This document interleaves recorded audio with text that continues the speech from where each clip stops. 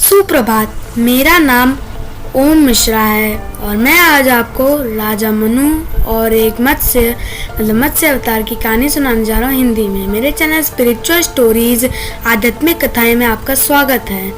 बहुत वर्ष पहले एक साम्राज्य हुआ करता था जिसमें एक राजा राज करते थे। वह राजा और कोई नहीं बल्कि राजा मनु थे।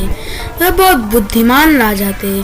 संपूर्ण पृथ्वी में सबसे पहले और एक ही राजा थे। संपूर्ण पृथ्वी में सबसे वह बुद्धिमान बलवान राजा थे। एक दिन वह नदी के किनारे प्रार्थना कर रहे थे, तभी भूल से उनके हाथ में एक मत्स्य आ गया।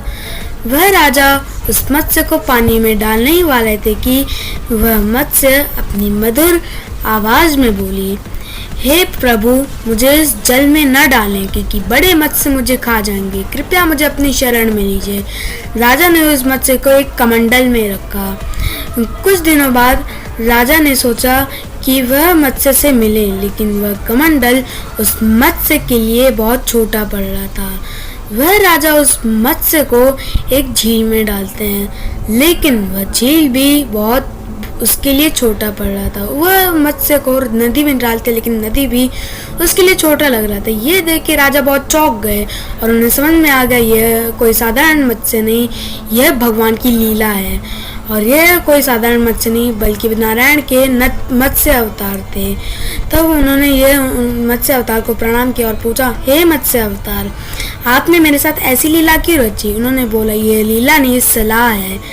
7 दिनों बाद आपके साम्राज्य में एक भारी बारिश आएगी, जिसके कारण आपके साम्राज्य में बाढ़ आएगी, जिसके कारण हेतु संपूर्ण पृथ्वी जल में समा जाएगी।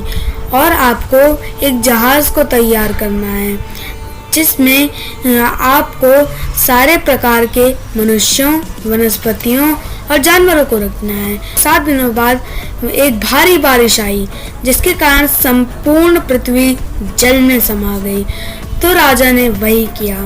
उन्होंने उस जहाज में सारे प्रकार के मनुष्यों, वनस्पतियों और जानवरों को रखा, लेकिन वह जहाज इसलिए नहीं डूबा क्योंकि वह मत्स्य अवतार मतलब नारायण के अवतार उसको धारण किए हुए थे।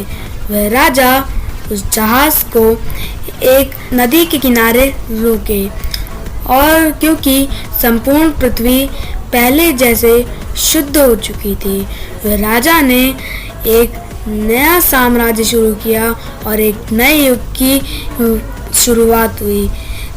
धन्यवाद। Like, comment, share, subscribe.